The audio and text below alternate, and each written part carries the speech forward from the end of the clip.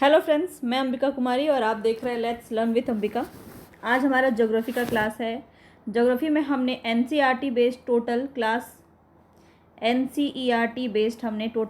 6 से लेकर 9 तक कंप्लीट कर लिया है। तो ये आपका पूरा क्लास 6 का यहाँ पे आप देख रहे हैं। सभी को टॉपिक वाइज हमने कंप्लीट किया है। जितना भी आप देख रहे हैं टोटल यहाँ 8 आपका चैप्टर है और ये 8 चैप्टर का प्रश्न आपको करवा दिया गया है। नहीं देखा है आपने तो आप जाके देख सकते हैं। डिस्क्रिप्शन बॉक्स में भी आपको इसकी लिंक मिल जाएगी पूरी प्लेलिस्ट की, तो आप विज़िट कीजिए। आप ऐसे भी चैनल पे जाएंगे तो प्लेलिस्ट में आपको मिल जाएगा ज्योग्राफी के नाम से, ठीक है, एनसीईआरटी ज्योग्राफी। तो वहाँ पे आपको ये सारी चीज़ें मिल जाएंगी। फिर हम देखेंगे यहाँ पे क्लास 7 हमने पूरा ये कंप्लीट कर लिया है। क्लास 8 जितना भी आप टॉपिक देख रहे हैं पूरा का पूरा यहीं से आपका प्रश्न बनता है। बीपीएससी की मैं बात करूं तो बीपीएससी टीआरई 3 में, टीआरई 1 में, टीआरई 2 में सभी में आपका एनसीईआरटी से बाहर क्वेश्चन देखने को नहीं मिला है। और हम यहाँ पे क्लास 9 तक ख़त्म कर चुके हैं और हम क्लास 10 में पहुँच चुके हैं। क्लास 10 में हमने चैप्टर 1, चैप्टर 2 और चैप्टर 3 ये 3 हमने कर लिया है, ठीक है। आज हम चैप्टर 4 और चैप्टर 5 करेंगे, कृषि और खनिज तथा ऊर्जा संसाधन। तो ये आपको कंप्लीट देखना है, तभी आपका यहाँ से जो है सभी क्वेश्चंस कंप्लीट हो पाएंगे। और खुद देखिए और खुद समझिए कि कितना क्वेश्चंस आपको इसमें से आ रहा है। नहीं आ रहा है तो उसको बार बार पढ़ेंगे, एक्सप्लेनेशन भी आपको बताया जाएगा, जिसकी वजह से जो एडिशनल जानकारी है वो भी आपको मिल पाएगी। मैं आपको शुरू से बोल रही हूँ इसका आपको नोट्स बनाने के लिए। तो क्लास 6 से आपने नोट्स अगर बनाया है तो वेल एंड गुड। इसी को बस आप बार बार प्रैक्टिस कीजिए, रिवीजन कीजिए, आपको और कुछ देखने की ज़रूरत नहीं पड़ेगी, ठीक है। और लेकिन अगर आपने क्लास 6 से नहीं बनाया तो क्लास 9 और क्लास 10 ये 2 आपको छोड़ना ही नहीं है, क्योंकि ये 2 जो है ना, यहाँ से आपका लेवल वाला क्वेश्चन, एग्ज़ाम वाले लेवल का क्वेश्चन आपको पूरा कंप्लीट कराया गया है, ठीक है। और बहुत सारे लोग ये बुक पूछते हैं कि ये बुक कौन सी है, तो मैं बता दूं ये दृष्टि की बुक है आपकी, ठीक है। ये दृष्टि की बुक है और पूरा एनसीईआरटी में जितनी भी बातें आपके एक एक चैप्टर में कही गई है वो सभी कुछ आपको क्वेश्चन के माध्यम से यहाँ पे कंप्लीट कराया गया है। तो चलिए हम स्टार्ट करेंगे, अब क्वेश्चंस की तरफ बढ़ते हैं। और हम पहुंच चुके हैं यहाँ पे चैप्टर 4 कृषि के ऊपर। कृषि से संबंधित बहुत सारे क्वेश्चन में आपके एग्ज़ाम में पूछे जाते हैं, सभी को हम देखेंगे, बहुत ज़्यादा इंपॉर्टेंट रहेगा। मैं पेन का कलर चेंज कर ले रही हूँ। तो देखिए आपको इसको बिल्कुल भी स्किप नहीं करना है, क्योंकि आपका ज्योग्राफी एक बहुत बड़ा मार्क्स जो है आपका इंक्रीज़ करेगा। जैसे कि आपका 6 to 12 तक जितना भी क्वेश्चन पूछा जाता है, 40 मार्क्स का आपका पूरा जीके जीएस पूछा जाता है, जिसमें 8 मार्क्स का आपका ज्योग्राफी होता है। और 1 to 5 में तो आपका 25 क्वेश्चन लगभग आपका पूछा जाता है सीधा सीधा ज्योग्राफी से। तो बिल्कुल भी स्किप नहीं कर सकते हैं, ये बहुत अच्छा वेटेज रखता है और बहुत अच्छे से आप इसका स्कोर भी कर सकते हैं। तो चलिए हम स्टार्ट करेंगे। जितने भी लोग नए हैं चैनल को सब्सक्राइब कर लीजिएगा और बेल आइकन ज़रूर दबा लीजिएगा, तभी आपको वीडियो के नोटिफिकेशन मिल पाएंगे। और पसंद आएगा तो लाइक एंड शेयर ज़रूर कर दें। चलिए हम स्टार्ट करते हैं, क्वेश्चंस की तरफ बढ़ते हैं। तो कृषि से संबंधित सारे प्रश्नों को देखेंगे जो आपका इंपॉर्टेंट यहाँ पे बताया गया है बुक के अंदर, ठीक है। तो निम्नलिखित में से कौन सी विशेषताएं निर्वाह कृषि से संबंधित है। निर्वाह कृषि से आपका प्रश्न बहुत पूछा जाता है। तो भूमि के छोटे टुकड़ों पर आदिम कृषि औजारों के द्वारा की जाती है। यहाँ पे आपको निर्वाह कृषि के बारे में बताना है। देखिए कोई भी टॉपिक आप अगर शुरू से मेरे साथ जुड़े हुए हैं तो आप किसी भी टॉपिक को आप ऐसा नहीं कह सकते कि आपको इसके बारे में नहीं पता है, क्योंकि हमने क्लास 6 से ही पूरे टॉपिक को हमने कवर किया है, ठीक है। और जो बेसिक नॉलेज है आपको बहुत अच्छे से पता है कि निर्वाह कृषि क्या होता है, ठीक है। और इसके बारे में ही अब आपको आगे बताना है। यहाँ से विशेषताओं पर आपको ध्यान केंद्रित करना है और जो सही है वो आपको बताना है इसकी विशेषता के बारे में। तो देखिए यहाँ पे भूमि के छोटे टुकड़ों पर आदिम कृषि औजारों के द्वारा खेती की जाती है। यह कृषि प्रायः मानसून पर निर्भर होती है। श्रम प्रधान कृषि है या फिर फसलों की उत्पादकता मृदा की प्राकृतिक उर्वरकता पर निर्भर होती है। नोट्स जरूर बनाते हुए चलिएगा। चैप्टर आपका 4 चल रहा है कृषि, और यहाँ से संबंधित क्लास 10 से आपका ये इम्पॉर्टेंट हो जाएगा। अब यहाँ पे देखिए, यहाँ पे सारी ही बातें आपका निर्वाह कृषि से संबंधित है, क्योंकि यहाँ पे 1 2 3 4 ये चारों ही सही हैं। तो डी ऑप्शन आपका यहाँ पे सही हो जाएगा। आंसर आप मेरे से पहले देंगे, मैं थोड़ा सा आपको पॉज करती हूँ, थोड़ा समय देती हूँ ताकि इसका आंसर आप खुद से लगा सकें, ठीक है। इसके बाद हम इसके एक्सप्लेनेशन को भी देखेंगे और बेहतर समझेंगे। अगर आपने बुक पढ़ा है तो अब तक तो आप बहुत अच्छे से क्वेश्चन का आंसर कर पाएंगे। नहीं भी पढ़ा है तो अब तक आप अगर जुड़े हैं वीडियो में पूरा आपने कंप्लीट देखा है तो आप सभी चीज़ों को समझ पा रहे होंगे। और अभी तक भी आपने नहीं देखा है तो अभी आपके एग्ज़ाम में समय है, बिल्कुल भी वेस्ट ना करें। आपका एक सीट, आपको सिर्फ एक सीट चाहिए और उसके लिए आप अपनी जी जान लगा दीजिए। ईमानदारी से मेहनत की तो सफलता आपको ज़रूर मिलेगी। तो यहाँ पे आपका तो है सारा ही क्वेश्चन, सारा ही ऑप्शन आपका सही था। तो देखिए, भारत के कुछ भागों में अभी भी निर्वाह कृषि की जाती है। प्रारंभिक जीवन निर्वाह कृषि भूमि के छोटे टुकड़ों पर आदिम कृषि औजार जैसे कि लकड़ी के हल, डाव और डिगिंग स्टिंग्स चलाना आदि के द्वारा परिवार तथा समूह श्रम की मदद से की जाती थी। इस प्रकार की कृषि प्रायः मानसून मृदा की प्राकृतिक उर्वरकता और फसल उगाने के अन्य पर्यावरणिक परिस्थितियों पर निर्भर करती थी। कर्तन प्रणाली, दहन प्रणाली भी इसे कहते हैं, ठीक है। कर्तन दहन प्रणाली, ये काफ़ी बार आपका एग्जाम में पूछा जाता है। स्लैश एंड बर्न जो है आपका यहाँ पे राइट यहाँ पे हो जाएगा। चलिए, ये भी आपसे पूछा जाता है कि निर्वाह कृषि का अन्य नाम क्या है, तो ध्यान रखेंगे ये भी होता है। अब देखिए, इसका अलग अलग नाम है आपका, ठीक है। तो भारत के कुछ भागों में अभी भी कर्तन दहन प्रणाली कृषि प्रचलित है, जिसे आप झूम खेती के नाम से जानते होंगे। तो हर जगह अलग अलग नामों से पुकारा जाता है और इसका एक नाम तो आपके एग्ज़ाम में पूछा ही जाता है। तो यहाँ पे आपको जो है सुमेलित करना है।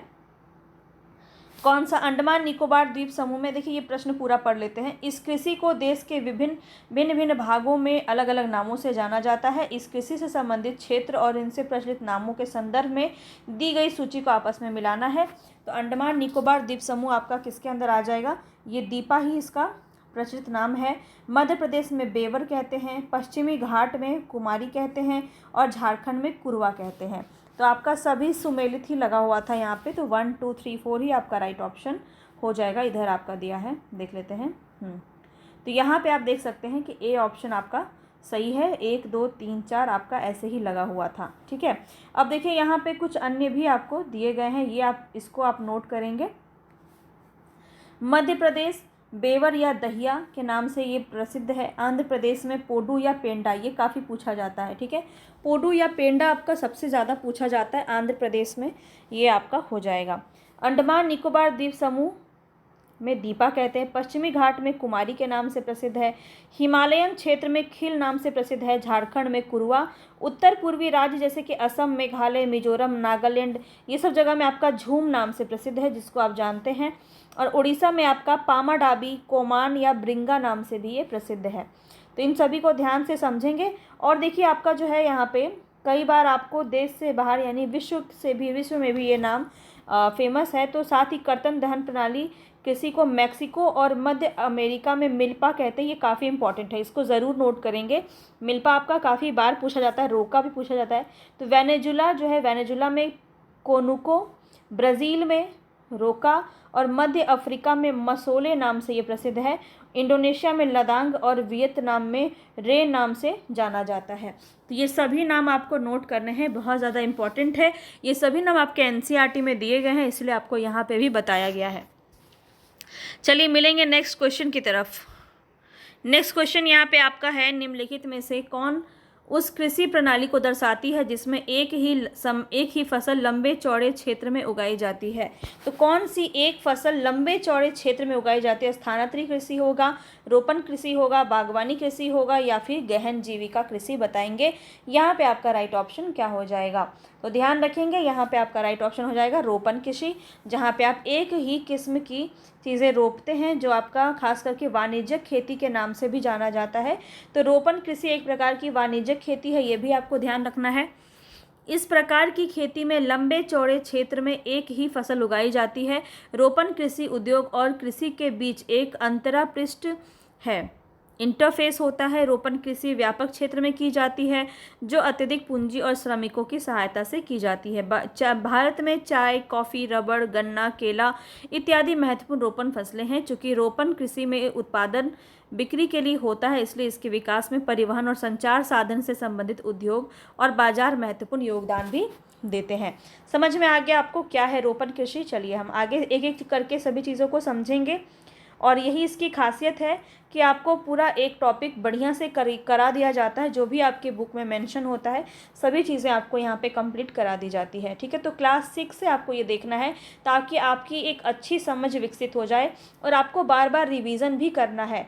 तो या तो आपको वीडियो को 2 से 3 बार आपको देखना होगा, तभी आपको क्वेश्चन जो है अच्छे से याद हो जाएंगे, या नहीं तो आप इसका नोट्स बना सकते हैं। दोनों अप टू यू, आपके ऊपर है, आप इसको जैसे करना चाहें, लेकिन करना ज़रूरी है क्योंकि एक बार आपके पढ़ लेने से ये चीज़ें आपको याद नहीं होंगी और फिर आपका जो ये आप समय दे रहे हैं ना, ये 1 घंटा भी आपके लिए वेस्ट हो जाएगा।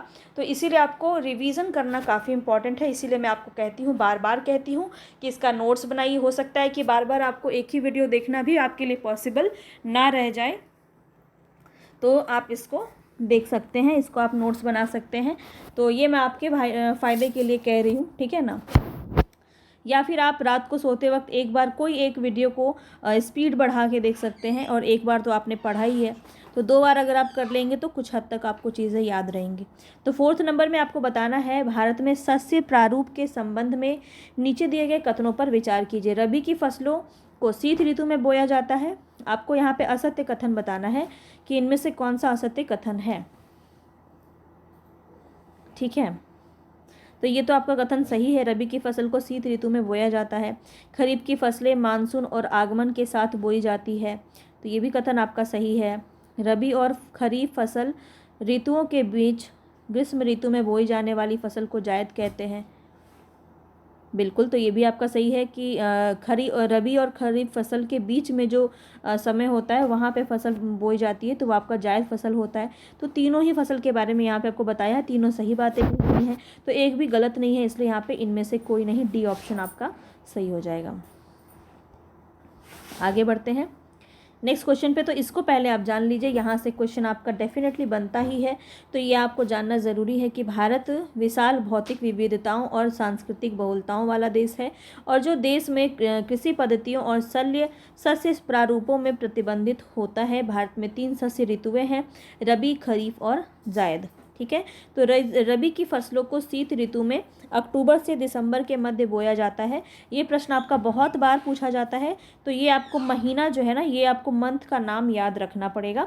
तो अक्टूबर से दिसंबर लिख दिया जाएगा, दिसंबर से सितंबर, ऐसे आपको कंफ्यूज किया जा सकता है, तो इसलिए आपको एकदम एग्जैक्ट आपको याद रखना होगा, ठीक है।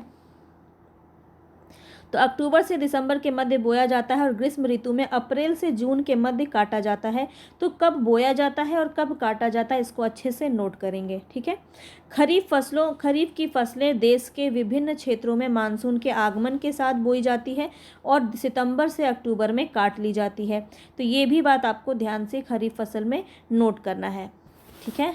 अब देखिए, रबी और खरीफ फसलों के बीच ग्रीष्म ऋतु में बोए जाने वाली फसल को जायद कहते हैं, और जायद फसलों में तरबूज, खरबूज, खीरा, सब्जियां, चारे की खेती इत्यादि इसमें शामिल होती है।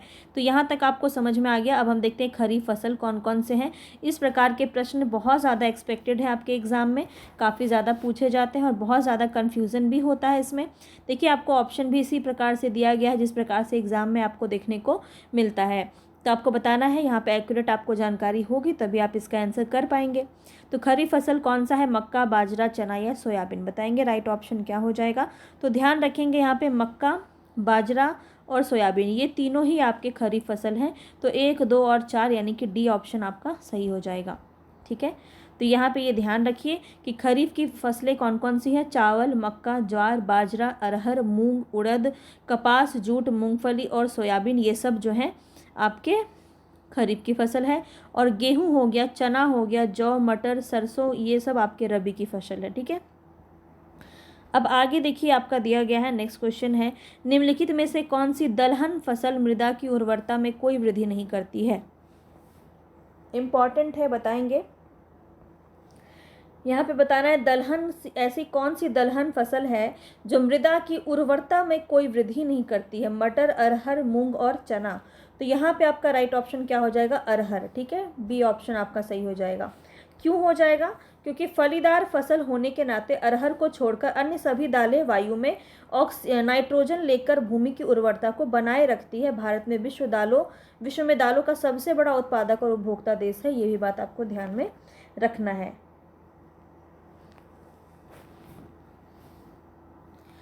तो अरहर यहाँ पे एक्सेप्शन केस है, तो इसको याद रखेंगे, प्रश्न पूछा जा सकता है। आगे बढ़ते हैं नेक्स्ट क्वेश्चन पे। नेक्स्ट क्वेश्चन है कि भारत में शीत ऋतु में शीतोष्ण पश्चिमी विक्षोभों से होने वाली वर्षा किन फसलों के अधिक उत्पादन में सहायक होती है। ये भी प्रश्न काफ़ी ज़्यादा इंपॉर्टेंट है, ये भी आपके एनसीईआरटी में दिया गया है, तो ध्यान से इस क्वेश्चन का आंसर करेंगे। यहाँ पे बोला जा रहा है भारत में शीत ऋतु में शीतोष्ण पश्चिमी विक्षोभ से होने वाली वर्षा जो है वो किन फसलों को उसके उत्पादन में सहयोग करती है, सहायक होती है। यहाँ पे रबी और खरीफ फसल, खरीफ और जायद फसल, केवल रबी फसल या फिर केवल खरीफ फसल। काफ़ी इंपॉर्टेंट प्रश्न बताएंगे। यहाँ पे राइट ऑप्शन क्या हो जाएगा, ध्यान रखेंगे, यहाँ पे सी ऑप्शन आपका सही हो जाएगा। रबी फसल जो होती है वो आपका यहाँ पे सहायक होती है। आगे बढ़ते हैं, चावल की कृषि से संबंधित प्रश्न है, काफ़ी बार यहाँ से प्रश्न पूछा गया है और बीपीएससी में आपका तैयारी 1 में, तैयारी 2 में प्रश्न यहाँ से पूछा गया है। तो चावल की कृषि से संबंधित नीचे दिए गए कथन पर विचार करना है। चावल प्रमुखतः रबी की फसल है, तो क्या ये कथन आपका सही है। आपको देख लेना होगा पहले कि यहाँ पे कथन आपसे सही पूछ रहा है या गलत पूछ रहा है। तो ध्यान रखेंगे यहाँ पे सही कथन पूछ रहा है, तो यहाँ पे हम चलिए फिर से देख लेते हैं इसको, कौन सा यहाँ पे आपका सही होगा। तो चावल जो है आपका वो खरीफ फसल है, रबी फसल नहीं है, तो ये तो आपका गलत यहाँ पे दिया गया है। दूसरा देखते हैं, चावल की कृषि के लिए उच्च तापमान 25 डिग्री सेल्सियस से अधिक की आवश्यकता होती है, ये कथन आपका सही है। दूसरा देखिए, चावल की कृषि के लिए 100 सेंटीमीटर से अधिक वर्षा की आवश्यकता होती है। तो उच्च तापमान अगर देखा जाए तो 25 डिग्री सेल्सियस से अधिक होना चाहिए और 100 सेंटीमीटर से अधिक वर्षा होनी चाहिए।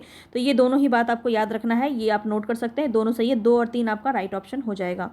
2 और 3 यहाँ पे आप देखिए, देख सकते हैं आप 2 और 3 आपका बी ऑप्शन में है और बी ऑप्शन आपका बिल्कुल सही है। और यहाँ पे आपको ध्यान रखना है कि उष्णकटिबंधीय फसल है, खरीफ फसल है चावल प्रमुखता, ठीक है, और वहाँ पे आपका रबी फसल दिया गया था, इसीलिए वो आपका गलत हो गया। बाकी चीज़ें आप यहाँ पे देख ही सकते हैं कि चावल को उगाने के लिए उच्च तापमान 25 डिग्री सेल्सियस से ऊपर होना चाहिए और अधिक आर्द्रता 100 सेंटीमीटर से अधिक वर्षा की आवश्यकता होती है। कम वर्षा वाले क्षेत्रों में इसे सिंचाई करके उगाया जाता है।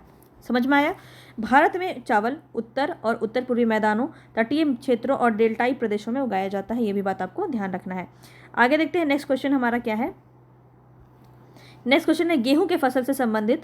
तो यहाँ पे देखिए, इस फसल को उगाने के लिए समान रूप से वितरित 50 से 75 सेंटीमीटर वार्षिक वर्षा की आवश्यकता होती है।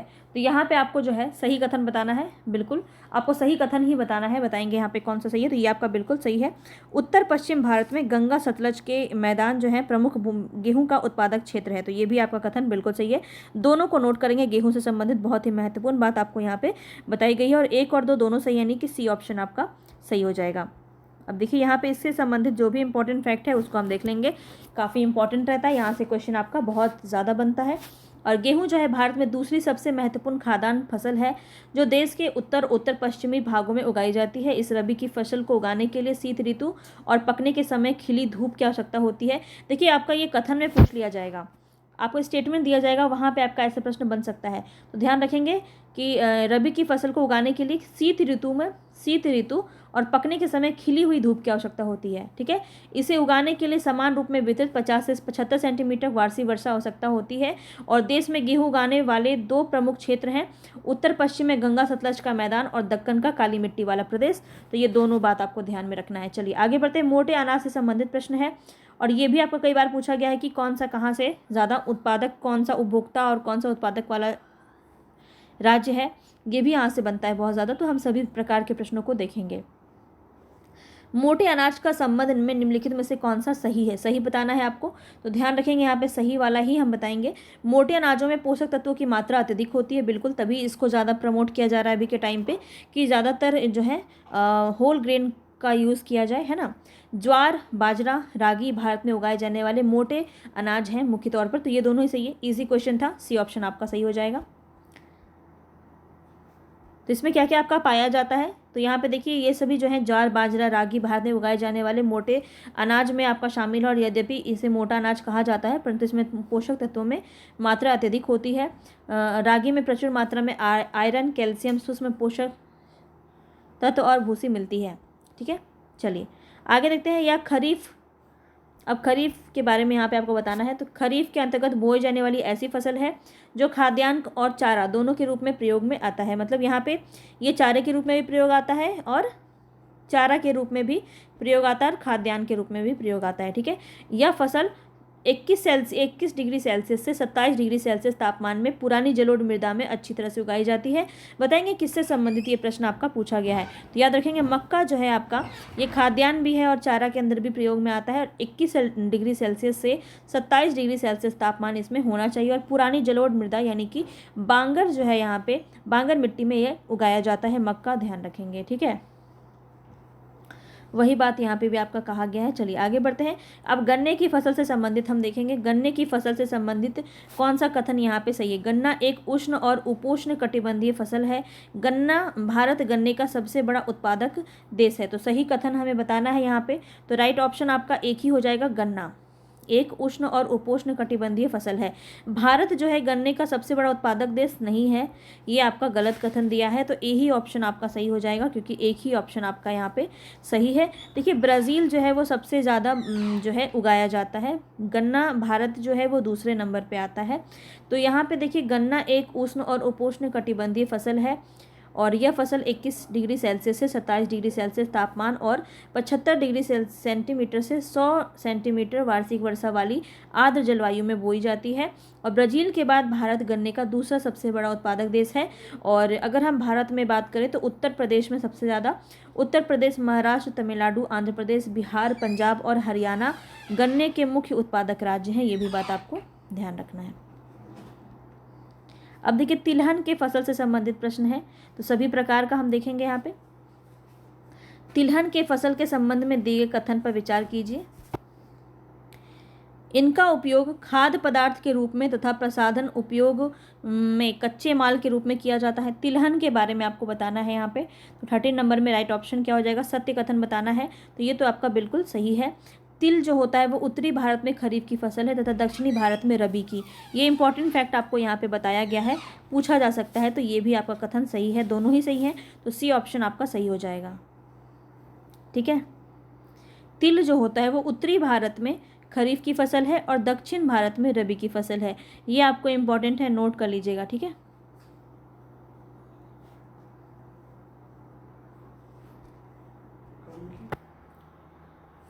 आगे यहाँ पे इसका एक्सप्लेनेशन देख लेते हैं, ये काफ़ी इम्पोर्टेंट है। मूंगफली, सरसों, नारियल, तिल, सोयाबीन, अरंडी, अलसी, सूरजमुखी भारत में उगाई जाने वाली तिलहन फसलें हैं। ठीक है, और इसमें से अधिकतर खाद्य है और खाना बनाने में प्रयोग किया जाता है, परंतु इनमें से कुछ तिलहन के बीजों को साबुन, प्रसाधन और उबटन उद्योग में कच्चे माल के रूप में भी प्रयोग किया जाता है, आप सभी को अच्छे से पता है। और तिल जो है वो उत्तरी भारत में खरीफ की फसल है और दक्षिणी भारत में रबी की। तो अरंडी खरीफ और रबी दोनों फसल ऋतुओं में बोई जाती है। तो ये भी बात आपको ध्यान रखना है। ठीक है, चलिए आगे बढ़ते हैं नेक्स्ट क्वेश्चन पे। चाय की कृषि के संबंध में यहाँ पे आपको बताना है कौन सा कथन सत्य है। चाय का पौधा उष्ण और उपोष्ण कटिबंधीय जलवायु में अच्छी तरह उगता है। तो क्या ये पहला कथन आपका सही है? आपको ध्यान से इसका आंसर देना है। तो यहाँ पे मैं आपके लिए वेट कर रही हूँ कि आप इसका क्वेश्चन का आंसर लगा लें। ठीक है, मैं बाद में बताऊँगी आपको। चाय की फसल के लिए ह्यूमस और जीवाश्म युक्त मृदा उपयुक्त होते हैं। तो ध्यान रखेंगे, ह्यूमस और जीवाश्म युक्त मृदा उपयुक्त होते हैं क्या? चाय की कोमल पत्तियों के विकास में वर्ष भर समान रूप से होने वाली वर्षा की बौछारें सहायक होती है। तो बताएंगे यहाँ पे तीनों ही कथन सही है, गलत है, कौन सा सही है, कौन सा गलत है। ठीक है, 14 नंबर में आपका राइट ऑप्शन क्या हो जाएगा बताएंगे। तो यहाँ पे देखिए ध्यान रखेंगे, आपका तीनों ही कथन सही है और यहाँ पे आपका डी ऑप्शन सही हो जाएगा। 1, 2 और 3 तीनों ही ऑप्शन आपका यहाँ पे सही है। इसके बारे में जो भी बातें बताई गई हैं वो सभी इंपॉर्टेंट है।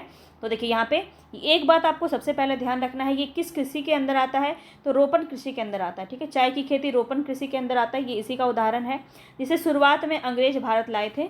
चाय का पौधा उष्ण और उपोष्ण कटिबंधीय जलवायु, ह्यूमस और जीवाश्म युक्त गहरी मिट्टी और सुगम जल निकास वाले ढलवा क्षेत्र में भली भांति उगाया जाता है। समझ में आ गया? चाय की झाड़ियों को उगाने के लिए वर्ष भर कोष्ण या नम या पाला रहित जलवायु की आवश्यकता होती है। वर्ष भर समान रूप से होने वाली वर्षा की बौछारें इसके कोमल पत्तियों के विकास में सहायक होती हैं। चाय एक श्रम सघन उद्योग है, ये भी आपको ध्यान देना है। ठीक है, मशीन से नहीं, यहाँ पे श्रम सघन उद्योग है ये। चाय के मुख्य उत्पादक क्षेत्र अगर पूछा जाए तो असम, पश्चिम बंगाल, दार्जिलिंग, पश्चिम बंगाल में दार्जिलिंग और जलपाईगुड़ी जैसे जिलों में आपके पहाड़ी, और तमिलनाडु, केरल में भी ये आपका पाया जाता है। उत्पादक क्षेत्र है, ये सभी आपका ध्यान रखेंगे, इंपॉर्टेंट है। आगे बढ़ते हैं। नेक्स्ट क्वेश्चन पूछा रहा है, कॉफ़ी के लिए आपको बताना है सबसे अधिक उत्पादन करता है कौन सा राज्य। तो बताएंगे यहाँ पे, तो कर्नाटक, तमिलनाडु, केरल या गोवा। तो यहाँ पे आपका राइट ऑप्शन क्या हो जाएगा, ध्यान रखेंगे, कर्नाटक। ठीक है, कर्नाटक आपका कॉफ़ी के लिए प्रसिद्ध है।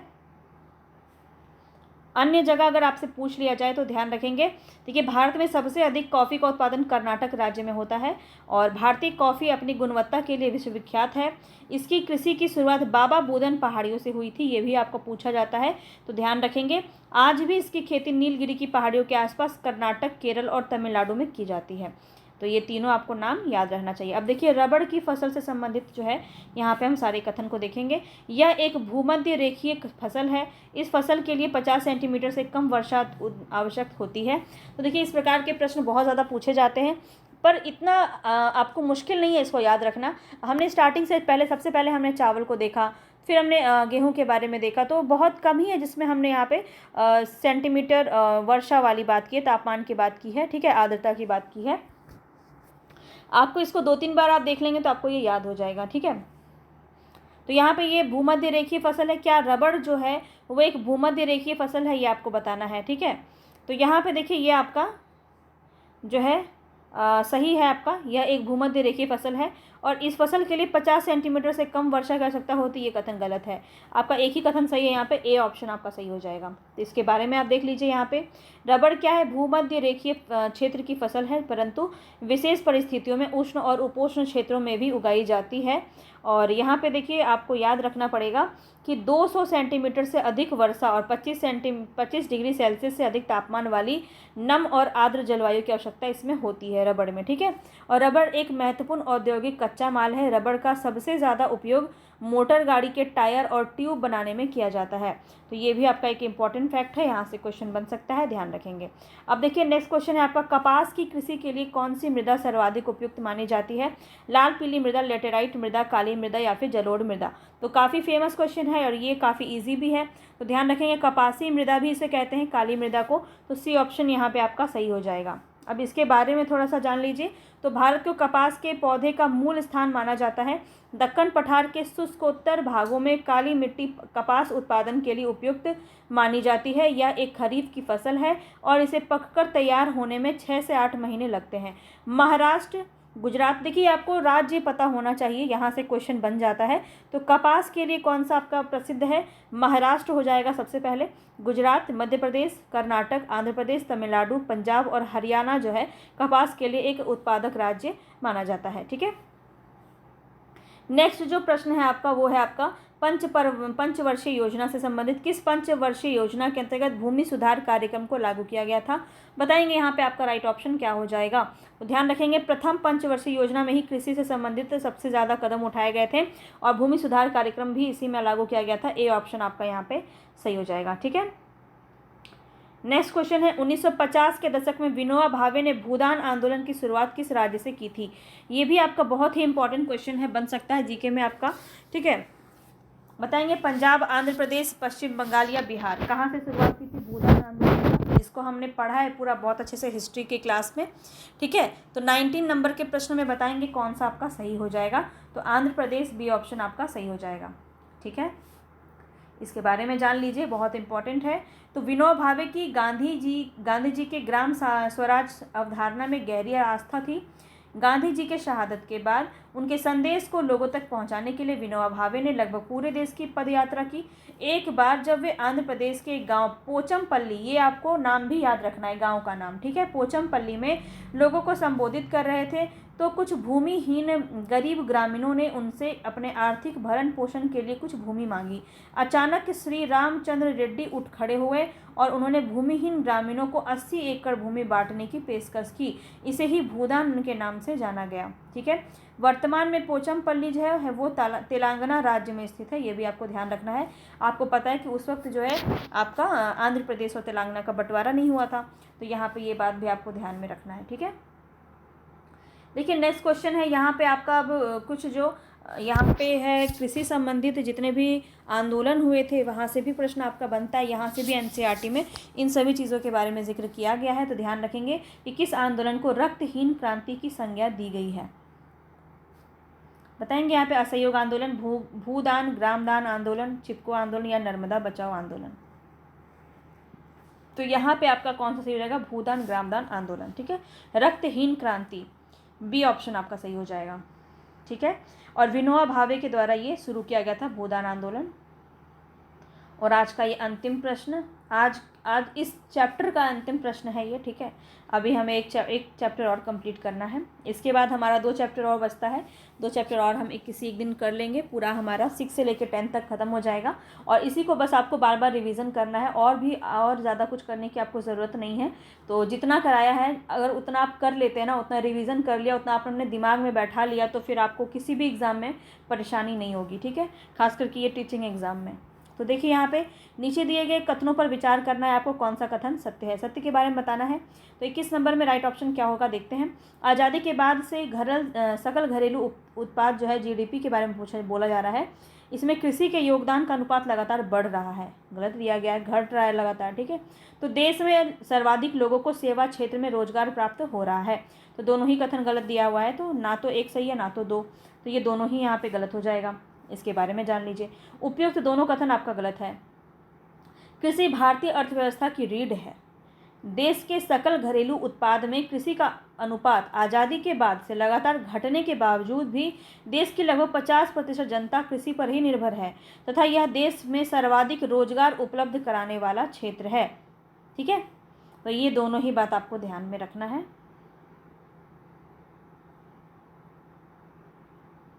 चलिए, अब जो हमारा नेक्स्ट टॉपिक है वो है खनिज और ऊर्जा संसाधन। तो कुर्सी की पेटी बिल्कुल बांध लीजिए, यहाँ से प्रश्न आपका बनना ही है, बहुत ज़्यादा इंपॉर्टेंट है। खनिज और ऊर्जा संसाधन से प्रश्न आपका बनता ही है। मुझे कमेंट बॉक्स में जल्दी से बता दो कि आपने पूरा चैप्टर 4 कंप्लीट कर लिया। मैम डन करके मुझे कमेंट बॉक्स में आप करेंगे अभी के अभी, जल्दी जाइए। डन आपको लिखना है और टाइप करके भेजना है, ताकि मुझे पता चल सके कि कितने स्टूडेंट्स हैं जो इतनी मेहनत से, ईमानदारी से अपनी मेहनत कर रहे हैं और चैप्टर 4 को पूरा उन्होंने कंप्लीट कर लिया है और चैप्टर 5 की तरफ आगे बढ़ रहे हैं। चलिए, तो हम यहाँ पे अब अपने क्वेश्चंस की तरफ बढ़ते हैं। तो खनिज और ऊर्जा संसाधन में आपका पहला क्वेश्चन क्या है? निम्नलिखित में से यहाँ पे धात्विक खनिज आग्नेय और कायांतरित चट्टान में पाए जाते हैं। बताना है कि कौन सा धात्विक खनिज है जो आग्नेय और कायांतरित चट्टानों में पाया जाता है। दस्ता, कोयला, तांबा, सीसा। बताएंगे। यहाँ पे आपका राइट ऑप्शन क्या हो जाएगा? आग्नेय और कायांतरित चट्टान। ये सब आप पढ़ चुके हैं ऑलरेडी, चट्टान सभी चैप्टर में आपको पढ़ाया जा चुका है, तो आप बहुत अच्छे से समझ पा रहे होंगे। इसीलिए मैंने आपको कहा था कि पूरा क्लास 6 से ही आपको देखना ये इंपॉर्टेंट है, क्योंकि एक एक छोटा छोटा पॉइंट आपको जो है आपके बेसिक्स को क्लियर करता है, और सबसे इम्पॉर्टेंट है आपका बेसिक्स क्लियर होना चाहिए, तभी आप क्वेश्चन को आगे बना पाएंगे। तो आग्नेय तथा कायांतरित चट्टान बताना है यहाँ पे कौन सा खनिज जो है पाया जाता है। जस्ता, कोयला, तांबा और सीसा। तो यहाँ पे आपका राइट ऑप्शन क्या हो जाएगा? जस्ता, तांबा और सीसा। 1 3 4, 1 3 4, यानी कि सी ऑप्शन आपका यहाँ पे सही हो जाएगा। ठीक है। कोयला जो है वो आग्नेय और कायांतरित चट्टान में नहीं पाया जाता है, वो अवशिष्ट चट्टान में आपका पाया जाता है। ठीक है, जो जीवाश्म चट्टान होते हैं। आप सभी को बहुत अच्छे से ये बातें पता होंगी, और जो इम्पोर्टेंट पॉइंट है उसको लिखना इम्पॉर्टेंट है, आपको नोट्स बनाना है। ठीक है, तो चलिए इसका नोट्स बनाएंगे। सामान्यतः खनिज अयस्कों में पाया जाता है, ये आप सभी को पता है, अयस्क पाया जाता है, इसको कायांतरित किया जाता है। तो किसी भी खनिज में अन्य अवयवों या तत्वों के मिश्रण या संचयन को ही अयस्क शब्द का प्रयोग किया जाता है। ठीक है। आग्नेय तथा कायांतरित चट्टानों में खनिज दरारों, जोड़ों, भ्रंशों व विद्रोह में मिलते हैं। छोटे जमाव शिराओं के रूप में और वृहद जमाव परत के रूप में पाए जाते हैं। ये दोनों पॉइंट आपको ध्यान से समझना है। ठीक है, क्या होता है सिरा, क्या होता है परत, आपको पता होना चाहिए, ऑप्शन में आपको फंसा सकता है। ठीक है। इनका निर्माण भी अधिकतर उस समय होता है जब ये तरल और गैसीय अवस्था में दरारों के सहारे भूपृष्ठ की ओर धकेले जाते हैं। ऊपर आने पर ये ठंडे होकर जम जाते हैं। मुख्य धात्विक खनिज की बात करें तो जैसे टिन, तांबा, जिंक और सीसा आदि इसी तरह सिराओं और परतों के रूप में ये प्राप्त होते हैं। ठीक है, समझ में आया। आगे देखिए, परमाणु ऊर्जा केंद्र, आपको यहाँ से प्रश्न बनता है, इसको भी आपको मिलाना है। दिए गए हैं परमाणु ऊर्जा केंद्र और राज्य, कौन से राज्य से कौन सा परमाणु ऊर्जा केंद्र संबंधित है, तो बताएंगे यहाँ पे राइट ऑप्शन क्या हो जाएगा। तो देखिए, काकरापार जो है ये गुजरात में है आपका, कैगा जो है ये आपका कर्नाटक में है, कलपक्कम जो है, कलपक्कम हो जाएगा आपका तमिलनाडु में, और नरोरा हो जाएगा उत्तर प्रदेश में। तो ये आप अच्छे से इसको नोट कर लेंगे, ये काफ़ी इम्पॉर्टेंट है। और अगर हम देखें तो काकरापारा तो हमने देख लिया गुजरात में, कैगा कर्नाटक में, कलपक्कम और कुडनकुलम भी आपका तमिलनाडु में ही आता है, नरोरा उत्तर प्रदेश में, तारापुर महाराष्ट्र में आता है, और रावत भाटा जो है ये राजस्थान, ये आपका पूछा जाता है। तो यहाँ पे जितना भी बुक में आपको दिया था ये सब यहाँ पे आपको इंक्लूड किया गया है, इसीलिए मैंने कहा है कि बुक भी पढ़ने की जरूरत नहीं पड़ेगी, इतने अच्छे से आपको यहाँ पे एक्सप्लेन किया गया है। आगे बढ़ते हैं, निम्नलिखित में से कौन सा खनिज अपक्षयित पदार्थ के अवशिष्ट भार को त्यागता हुआ चट्टानों के अपघटन से बनता है। ये बहुत ही इंपॉर्टेंट प्रश्न है आपका, और देखा जाए तो इसका आंसर भी मैंने आपको बता दिया है। तो बताएंगे यहाँ पे राइट ऑप्शन क्या हो जाएगा। अपक्षयित पदार्थ के अवशिष्ट भार को त्यागता हुआ चट्टानों के अपघटन से बनता है सोना, कोयला, मैग्नीज या फिर बॉक्साइट। थर्ड नंबर का आपका राइट ऑप्शन क्या हो जाएगा, बॉक्साइट। ठीक है, डी ऑप्शन यहाँ पे आपका बिल्कुल सही हो जाएगा। किस प्रकार से होता है बॉक्साइट का निर्माण, तो खनिजों के निर्माण की एक अन्य विधि जो है वो धरातली चट्टानों का अपघटन है। चट्टानों के घुलनशील तत्वों के अपरदन के पश्चात अयस्क वाली अवशिष्ट चट्टानें रह जाती हैं और इसी प्रकार से बॉक्साइट का निर्माण होता है। अब प्लेसर निक्षेपर क्या है, ठीक है, यहाँ पे हम देखेंगे। प्लेसर निक्षेप के संबंध में आपको जो है सही कथन बताना है। यहाँ पे देखिए तो कौन सा सही हो जाएगा।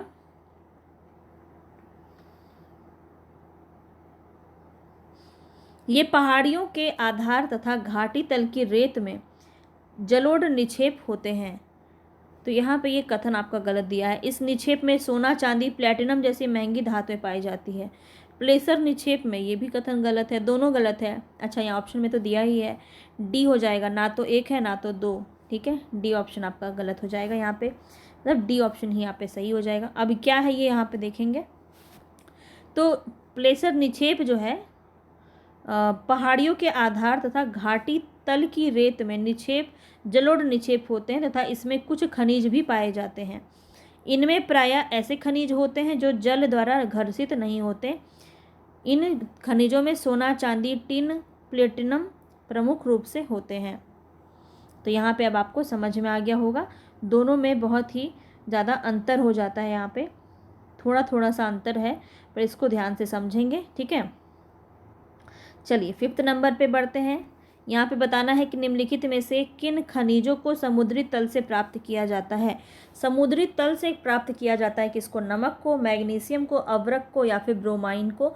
बताएंगे यहाँ पे राइट ऑप्शन आपका क्या हो जाएगा। तो ध्यान रखेंगे, नमक तो होता ही है, सबको पता है इसके बारे में, और हम देखें तो मैग्नीशियम भी आपका हो जाएगा इसके अंदर, और ब्रोमाइन भी हो जाएगा। ठीक है, अवरक नहीं होता है। 1, 2, 4 यानी कि आपका जो है सी ऑप्शन यहाँ पे सही हो जाएगा। इसके बारे में जान लेते हैं, ये इम्पॉर्टेंट है। महासागरीय जल में भी विशाल मात्रा में खनिज पाए जाते हैं, लेकिन इसमें अधिकांश के व्यापक रूप से विस्तृत होने के कारण इसकी आर्थिक सार्थकता कम है।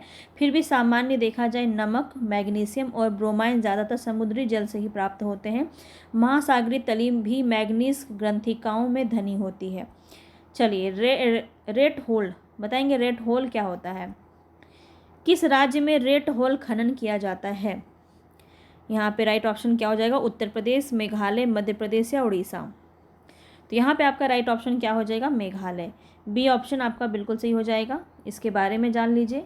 तो भारत में अधिकांश खनिज राष्ट्रीयकृत है और इनका निष्कर्षण सरकारी अनुमति के पश्चात ही संभव है, किंतु उत्तर पूर्वी भारत के अधिकांश जनजातीय क्षेत्रों में खनिजों का स्वामित्व व्यक्तिगत और समुदाय को प्राप्त है।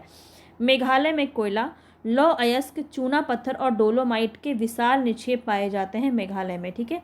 जोवाई व चिरापुंजी में कोयले का खनन जनजातीय परिवारों के सदस्यों द्वारा एक लंबी संकीर्ण सुरंग के रूप में किया जाता है, जिसे रेट होल के नाम से जाना जाता है। यही होता है रेट होल खनन, जो कि जनजातियों के द्वारा किया जाता है। ठीक है। ये विशेष रूप से जो है व्यक्तिगत और समुदाय को ये जो है अधिकार प्राप्त है यहाँ पे, रेट होल। समझ में आ गया। चलिए आगे बढ़ते हैं। नेक्स्ट क्वेश्चन है यहाँ पे आपका, निम्नलिखित में से किस लौह अयस्क का महत्व उपयोग विद्युत उद्योगों के विशेष रूप से किया जाता है? मैग्नेटाइट, हेमेटाइट, सिडेराइट या फिर लिमोनाइट? बताएंगे। ये सभी आपके लौह अयस्क के ही रूप हैं। ठीक है। और बताएंगे कौन सा सही हो जाएगा। तो मैग्नेटाइट, यहाँ पे ए ऑप्शन आपका बिल्कुल सही हो जाएगा। तो मैग्नेटाइट जो है वो सर्वोत्तम प्रकार का लौह अयस्क है, जिसमें 70% लोहांश पाया जाता है और इसमें सर्वश्रेष्ठ चुंबकीय गुण होते हैं, जो विद्युत उद्योगों में विशेष रूप से उपयोगी होते हैं। भारत में कुड़प्पा और तथा धारवाड़ युग की अवसादी तथा आग्नेय शैलों में लौह अयस्क की प्राप्ति होती है।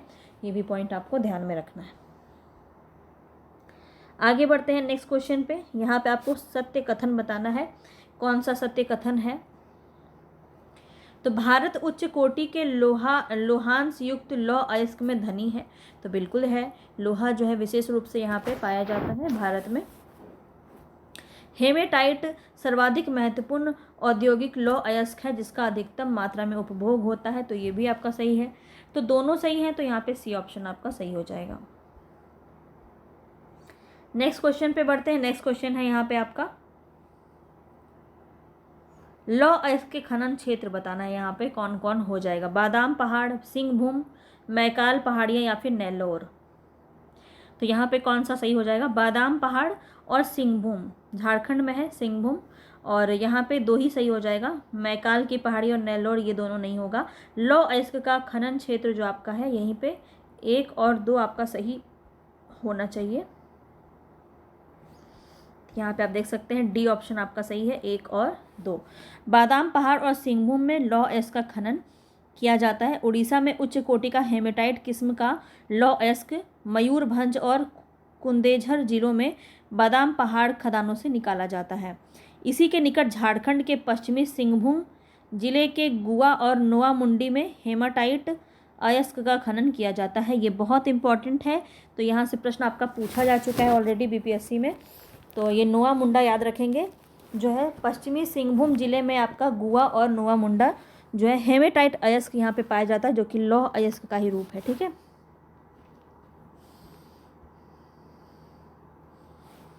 आगे बढ़ते हैं। निम्नलिखित में से किस खदानों में का लौह अयस्क विशाखापट्टनम से जापान तथा दक्षिण कोरिया को निर्यात किया जाता है?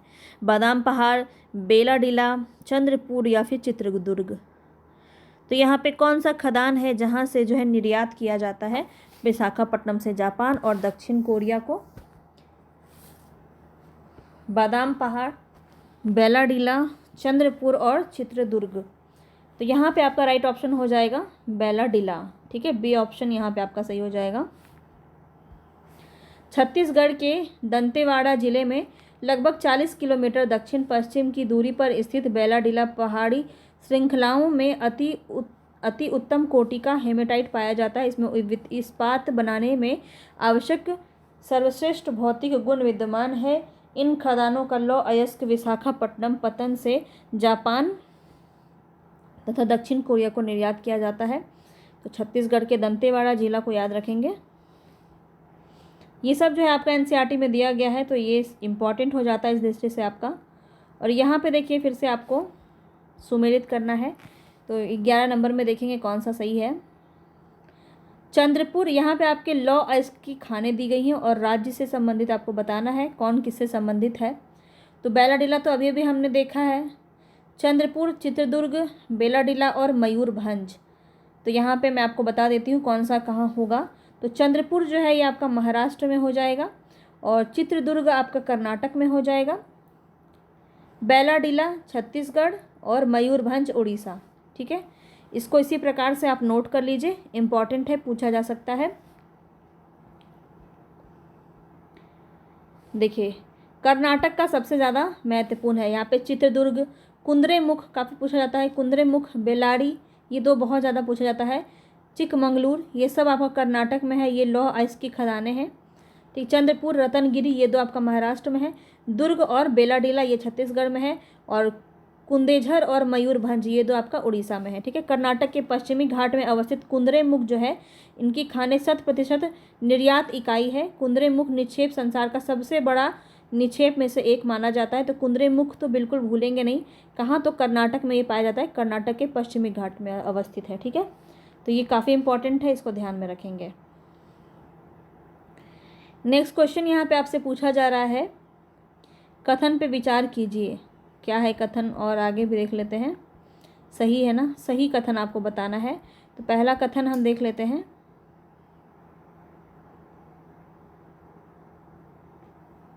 मैग्नीज मुख्य रूप से इस्पात के विनिर्माण में प्रयोग किया जाता है।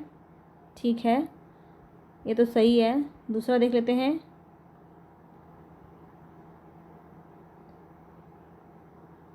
मैग्नीज ब्लीचिंग पाउडर, कीटनाशक दवाएं व पेंट बनाने में उपयोग किया जाता है।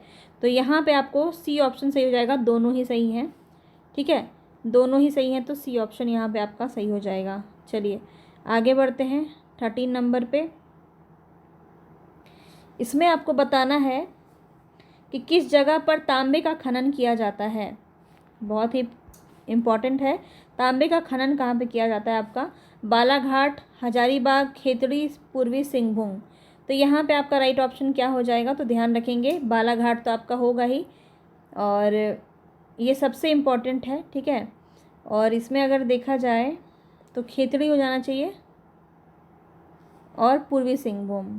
ठीक है, तो 1, 3 और 4, 1, 3, 4 है आपका डी ऑप्शन में, तो डी ऑप्शन आपका सही हो जाएगा। यहाँ पे देखिए, मध्य प्रदेश की बालाघाट खदानें, झारखंड का पूर्वी सिंहभूम और राजस्थान का खेतड़ी जिला, खेतड़ी खदान, ये तांबे के लिए बहुत ही प्रसिद्ध है। ठीक है, उत्पादन करती है। भारत में तांबे का भंडार व उत्पादन गंभीर रूप से न्यून है। आघात वर्गीय, तन्य और ताप सुचालक होने के कारण तांबे का उपयोग मुख्यतः बिजली के तार बनाने, इलेक्ट्रॉनिक्स और रसायन उद्योगों में किया जाता है। तो ये भी आपसे पूछा जा सकता है कि एल्युमिनियम का प्रयोग किस किस रूप में किया जाता है, तो ध्यान रखेंगे। नेक्स्ट क्वेश्चन है, एल्युमिनियम धातु का सर्वाधिक निष्कर्षण निम्नलिखित में से किस अयस्क से किया जाता है? एल्युमिनियम धातु का सर्वाधिक निष्कर्षण निम्नलिखित में से किस अयस्क से किया जाता है? Bauxite, zinc blende, calcium carbonate, magnetite. तो यहाँ पे आपका राइट ऑप्शन क्या हो जाएगा? बॉक्साइट। ए ऑप्शन यहाँ पे आपका सही हो जाएगा। तो ये ध्यान रखेंगे कि यद्यपि अनेक अयस्कों से एल्युमिनियम पाया जाता है, परंतु सबसे अधिक जो क्ले है, क्ले जैसे दिखने वाला जो पदार्थ है, बॉक्साइट से ही एल्युमिनियम और अंततः एल्युमिनियम प्राप्त किया जाता है। बॉक्साइट निक्षेपों की रचना एल्युमिनियम सिलिकेटों से भी व्यापक भिन्नता वाली चट्टानों के विघटन से होती है। एल्युमिनियम एक महत्वपूर्ण धातु है क्योंकि यह लोहे जैसी शक्ति के साथ साथ अत्यधिक हल्की और सुचालक भी होती है। आगे बढ़ते हैं। नेक्स्ट क्वेश्चन है आपका यहाँ पे, भारत में बॉक्साइट के निक्षेप मुख्यतः किस क्षेत्र में पाए जाते हैं? बॉक्साइट के निक्षेप कहाँ पाए जाते हैं? अमरकंटक का पहाड़, मालवा पठार, मैकाल पहाड़ियाँ या फिर मेघालय पठार। तो यहाँ पे आपका राइट ऑप्शन क्या हो जाएगा? ध्यान रखेंगे, अमरकंटक पहाड़ और मैकाल पहाड़ियाँ, ये दो आपका राइट ऑप्शन हो जाएगा। 1 और 3 सी ऑप्शन सही हो जाएगा। ठीक है, तो भारत में बॉक्साइट के निक्षेप मुख्यतः अमरकंटक पहाड़, मैकाल पहाड़ और बिलासपुर कटनी के पहाड़ी क्षेत्रों में भी पाया जाता है। उड़ीसा के कोटापुर जिले के पंचमतमाली में राज्य के सबसे महत्वपूर्ण बॉक्साइट निक्षेप पाए जाते हैं। आगे बढ़ते हैं। ये थोड़ा सा आपको डिटेल में यहाँ से बताया गया है और प्रश्न यहाँ से भी आपका बन सकता है, क्योंकि आपने देखा है कि क्वेश्चन थोड़े अच्छे बन रहे हैं। और अवरक के संबंध में यहाँ पे आपको कथन दिया गया है। अवरक एक धात्विक खनिज है। अवरक प्लेटों तथा पत्तन क्रम में पाया जाता है। अवरक का उपयोग विद्युत व इलेक्ट्रॉनिक उद्योग में किया जाता है। आपको असत्य कथन बताना है, यहाँ पे कौन सा असत्य है? तो अवरक एक धात्विक खनिज है, ये आपका गलत है, तो यही आपका सही हो जाएगा, केवल 1। और अवरक प्लेटों तथा पत्तन क्रम में पाया जाता है, ये बिल्कुल सही है। ठीक है, ये गलत है। ये आपका सही है। अवरक का उपयोग इलेक्ट्रॉनिक और विद्युत और इलेक्ट्रॉनिक उद्योग में पाया जाता है, किया जाता है। ये भी आपका सही है, ठीक है। 2 और 3 सही है, पहला आपका गलत है। तो ये अधात्विक खनिज के अंदर आता है अवरक, ठीक है, जो प्लेटों अथवा पतरन क्रम में पाया जाता है। यह पारदर्शी काले, हरे, लाल, पीले अथवा भूरे रंग का हो सकता है। सर्वोच्च परावैद्युत ऊर्जा हार्श का निम्न गुणांक और उच्च वोल्टेज की प्रतिरोधिता के कारण अवरक विद्युत व इलेक्ट्रॉनिक उपयोग में प्रयुक्त होने वाला अपरिहार्य खनिजों में से एक है। चलिए, अवरक उत्पादक के क्षेत्र और राज्य से संबंधित आपको सुमेलित फिर से करने को दिया गया है। जो आपके इम्पॉर्टेंट है, इसको देखना बहुत ही ज़्यादा महत्वपूर्ण है। ब्यावर जो है उत्पादक क्षेत्र है अवरक का, और ये कहाँ से संबंधित है आपको बताना है।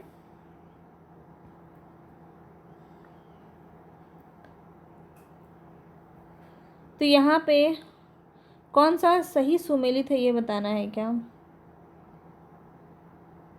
हाँ, कौन सा सही सुमेलित है यही बताना है आपको। तो यहाँ पे ब्यावर राजस्थान, ठीक है। नेल्लोर तमिलनाडु ये वाला नहीं होगा। हजारीबाग और झारखंड ये सही है। 1 और 3 सही है, तो सी ऑप्शन आपका यहाँ पे सही हो जाएगा। अब इसको एक बार देख लीजिए। तो ब्यावर और अजमेर आपका राजस्थान से संबंधित है। ये आपका अवरक उत्पादक क्षेत्र है। नेल्लोर, हजारीबाग और गया। तो नेल्लोर आपका आंध्र प्रदेश में, हजारीबाग आपका झारखंड में, और गया आपका बिहार में, आपको पता ही है।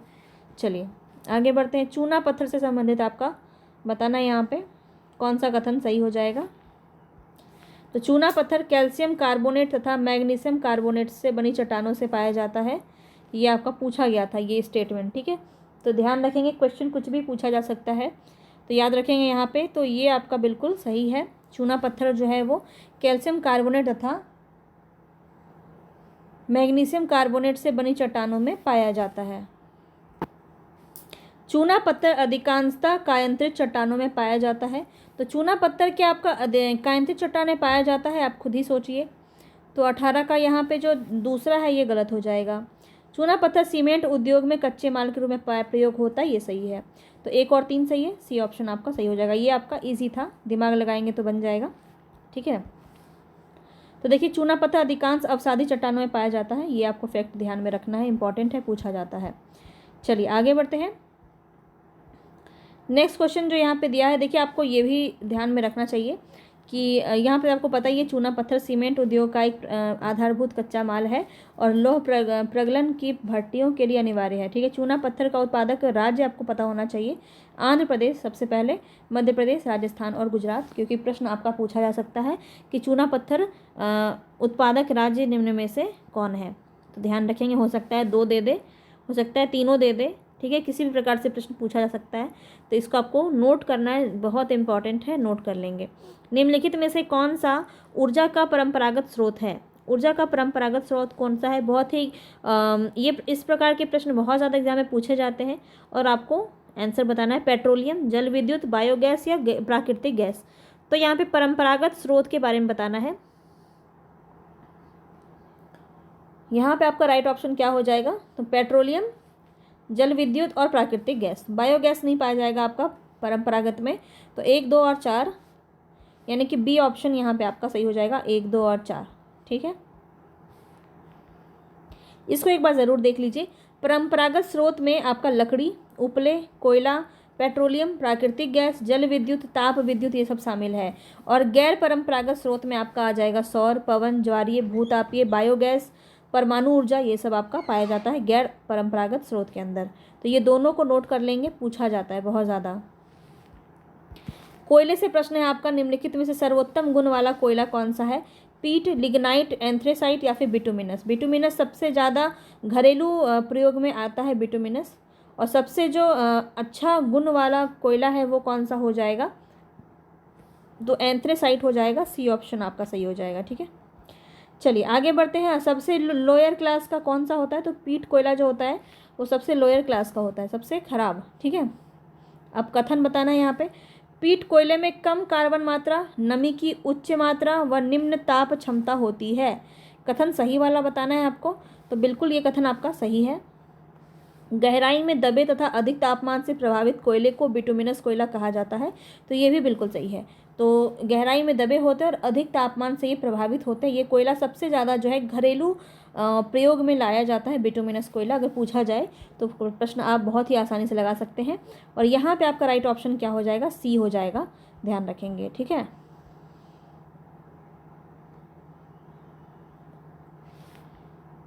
कुछ बातें यहाँ पे आपको बताई गई हैं जो इम्पोर्टेंट है, इसको ध्यान में रखिए।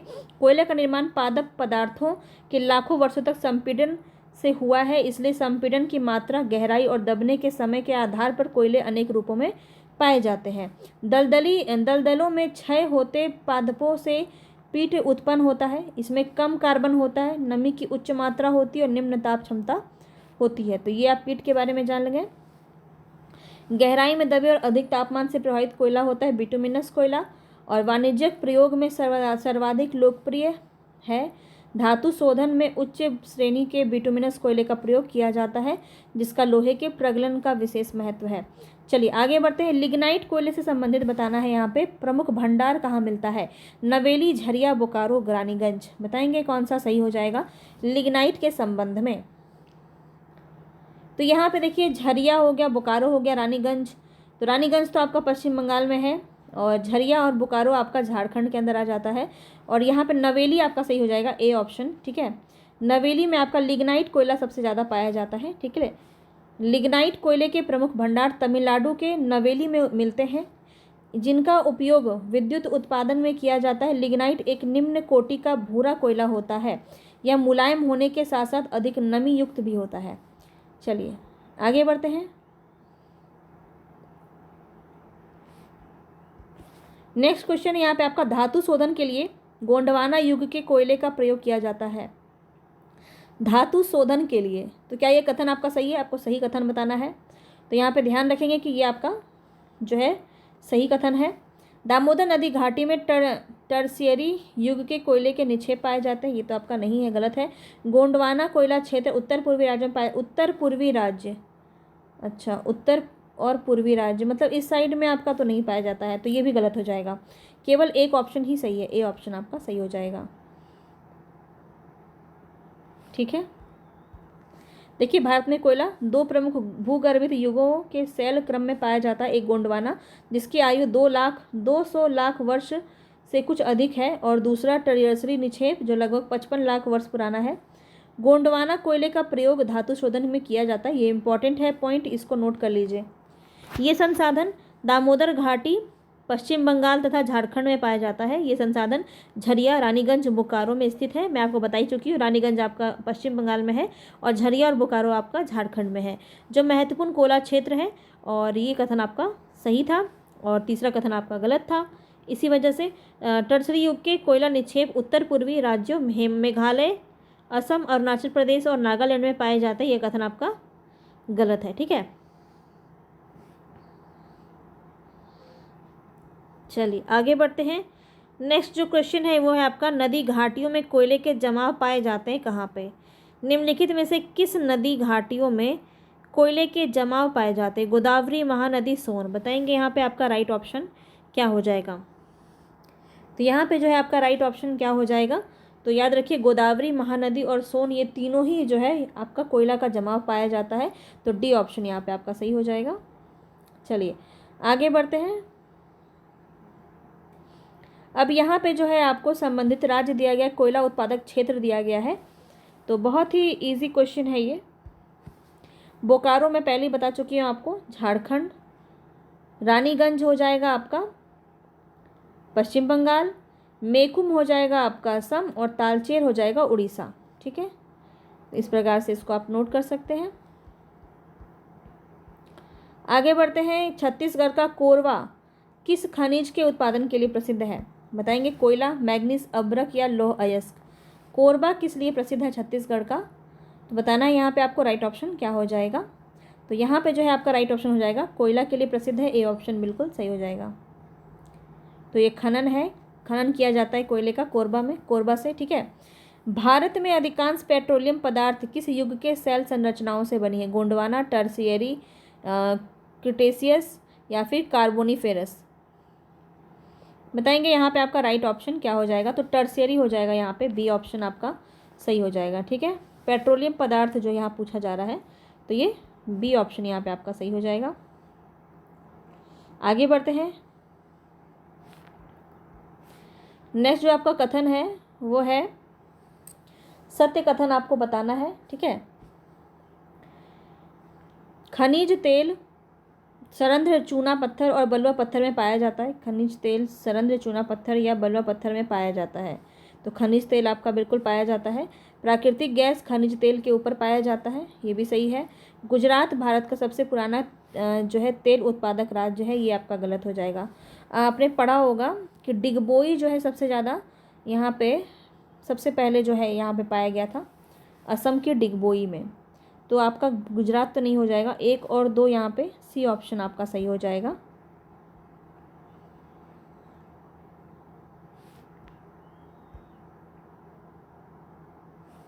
तो यहाँ पे देखिए आपका दिया है खनिज तेल सुरंध्र, चूना पत्थर या बलुआ पत्थर में पाया जाता है। इसमें तेल प्रवाहित हो सकता है। मध्यवर्ती सरंध्र परतें तेल को ऊपर उठने व नीचे रिसने से रोकती है। दूसरा जो कथन था आपका, प्राकृतिक गैस हल्की होने के कारण खनिज तेल के ऊपर पाई जाती है, ये भी कथन सही था। और तीसरा गलत क्यों था, क्योंकि असम भारत का सबसे पुराना तेल उत्पादक राज्य है। ये आपको याद रखना है। असम में कौन सा जगह है, तो ये भी याद रखिए, डिगबोई। ठीक है, डिगबोई, डिगबोई में जो है सबसे पहला जो है ये आपका खनन क्षेत्र है तेल के संबंधित, तो ये भी आपको ध्यान रखना। और पेट्रोलियम का उत्पादन भारत में सबसे अधिक होता है मुंबई हाई में, ये भी आपका इंपॉर्टेंट है, इसको भी ध्यान में रखेंगे। ठीक है, चलिए आगे बढ़ते हैं। नेक्स्ट क्वेश्चन जो है आपका यहाँ से पूछा जाता है, तो उत्पादक तेल उत्पादक क्षेत्र और उससे संबंधित बसीन, कलोल, नहरकटिया, मोरन, ये चारों आपका जो है वो तेल उत्पादक क्षेत्र है। तो कौन सा किससे संबंधित है, तो सही सुमेलित है वो आपको बताना है। कौन सा सुमेलित नहीं है, अच्छा कौन सा सुमेलित नहीं है ये आपको बताना है। तो ध्यान रखेंगे कौन सा नहीं है। बसीन मन्नार की खाड़ी, ये गलत है। और कलोल गुजरात सही है। नहरकटिया असम सही है। मोरन त्रिपुरा गलत है। 1 और 4 आपका गलत है।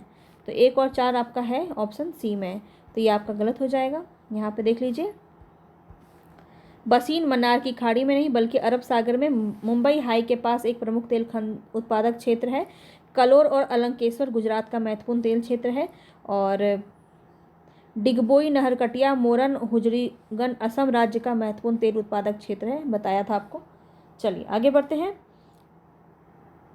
नेक्स्ट क्वेश्चन यहाँ पे आपका है, भारत में निम्नलिखित में से किस क्षेत्र में प्राकृतिक गैस पाई जाती है। अब प्राकृतिक गैस से संबंधित आपको बताना है। तो कृष्णा गोदावरी नदी बेसिन में, खंबात की खाड़ी में, अंडमान निकोबार द्वीप समूह में। बताएंगे कौन सा सही हो जाएगा। तो यहाँ पे तीनों ही आपका सही हो जाएगा, डी ऑप्शन बिल्कुल सही हो जाएगा।